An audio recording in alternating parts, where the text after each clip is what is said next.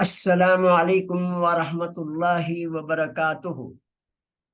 اعوذ باللہ من الشیطان الرجیم، بسم اللہ الرحمن الرحیم۔ ربی زدنی علما، سبحانک لا علم لنا الا ما علمتنا انک انت العلیم الحکیم۔ اللهم صل على محمد وعلى آل محمد وبارک وسلم۔ آج ہم انشاءاللہ تعالی آن لائن تصویر القرآن شارٹ کورس کی 43ویں کلاس میں اسم مبارک محمد صلی اللہ علیہ وسلم میں ہاں کے مخرج کی اہمیت پر گفتگو کریں گے انشاءاللہ تعالی۔ ہماری ان کلاسوں میں تنبیہات کا مقصد ہماری توجہ اہم مخارج کی طرف مرکوز کرنا ہے کہ کہیں ایسا نہ ہو کہ حروف کی غلط ادائیگی کی وجہ سے نیکی برباد اور گناہ لازم والا محاورہ ہم پر ہی صادق آ جائے۔ ویسے تو ہر مسلمان کو قرآن مجید کی تلاوت کا تجوید ہی کے ساتھ سیکھنے کا اہتمام کرنا چاہیے۔ اب دیکھیں، ہا کے بجائے ہا غلط سے نکلتا ہے، ہوا تو سینے میں سے آتی ہے، لیکن ہا نکلتا ہی سینے سے ہے، تو ہا کے بجائے ہا کی ادائیگی سے معنوں کے فرق کی مثال ملاحظہ کرتے ہیں نام محمد صلی اللہ علیہ وسلم میں۔ دیکھیے، ثلاثی یعنی 3 حروف سے بننے والا یہ لفظ جو ہمارے نبی صلی اللہ علیہ وسلم آخری نبی کا نام ہے، اس کا ثلاثی ہے ہا میم دال۔ اس سے بنا محمد صلی اللہ علیہ وسلم۔ اب محمد معنی بہت تعریف کیا گیا، اور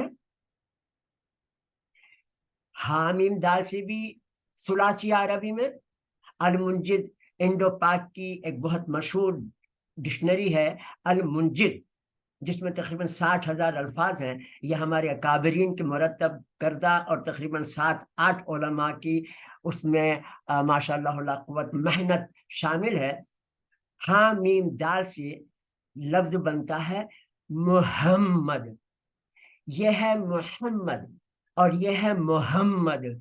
سینے میں سے ہا جو نکلتی ہے 2 چشمی ہے سے، یہ حلوے والی ہاں ہے۔ تو اس محمد کے معنی بہت بنجر کیا گیا ہو جاتے ہیں۔ کیا ہم اپنے نبی صلی اللہ علیہ وسلم کے نام کو صحیح ادا نہیں کر سکتے؟ آئیے دیکھتے ہیں۔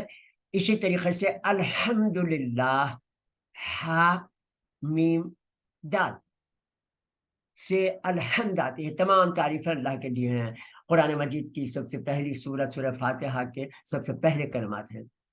الحمدللہ کو دیکھتے ہیں۔ الحمدللہ کو اگر ہم درج ذیل مخارج کے ساتھ ادا کریں، یعنی الحمد کو ہا کے مخرج کے ساتھ ادا کریں، اور نمبر 2 للہ میں اللہ کے ہا کے مخرج کے ساتھ ادا کیا جائے، یعنی الحمد للہ، یہ جب ہم کہیں گے تو تب معنی ہوں گے تمام تعریفیں اللہ کے لیے ہیں۔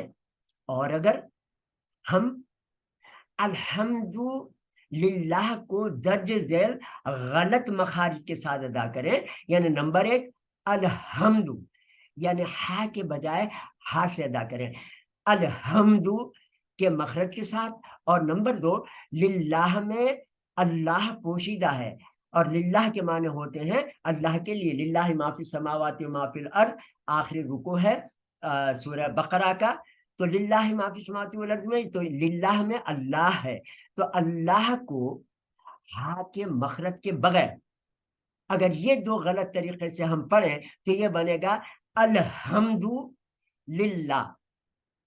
اب ہم تسبیح پڑھتے ہیں، وہ انگلیاں وہی گھماتے ہوئے ہماری گفتگو ہوئی 33 مرتبہ جو نبی صلی اللہ علیہ وسلم فرمایا. اب ہم الحمدللہ کر کے پھر انگلی اٹھا کے دوسری پور پہ رکھیں، پھر الحمدللہ کہہ کر دوسری پور پہ رکھیں. اس کے بجائے ہم انگلی سلپ کرتے جاتے ہیں جس سے بچے سلائڈ کرتے ہیں سلائڈ پر. تو الحمدللہ الحمدللہ الحمدللہ الحمدللہ. تو یہ للہ ہاں نہ ہونے کی وجہ سے تو اب غلط معنی کیا ہو جائیں گے اس کے؟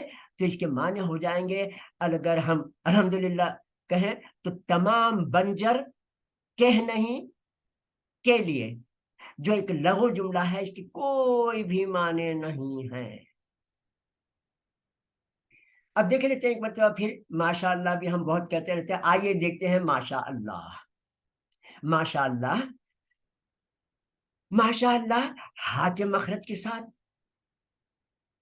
اس ہا کے مخرج کے ساتھ کیا ہوگا؟ معنی ہوں گے جو چاہا اللہ نے. لیکن اگر ہم ماشاء اللہ ماشاء اللہ ماشاء اللہ ماشاء اللہ یعنی ہا کے مخرج کے بغیر، یہاں ایک بات اور ذہن میں رہے کہ ماشاء اللہ تو اللہ کا لام موٹا کیا جاتا ہے. ہم موٹا بھی نہ کریں، چلے اس میں بہت کوشش محنت کی ضرورت پڑتی ہے تو کم سے کم ہا کا مخرج تو ہمیں آتا ہے. تو اب یہاں پر دیکھیں ماشاء اللہ ماشاء اللہ ماشاء اللہ، تو بغیر ہا کے معنی ہوں گے جو چاہا کہ نہیں، یعنی جو ایک محمل یعنی لغو جملہ ہے جس کے کوئی معنی نہیں ہوتے. یاد رکھیں اذکار میں حروف کے مخارج کی ادائیگی کی مشق میں ہمارا ہی فائدہ ہے. جزاکم اللہ خیر. السلام علیکم ورحمۃ اللہ وبرکاتہ.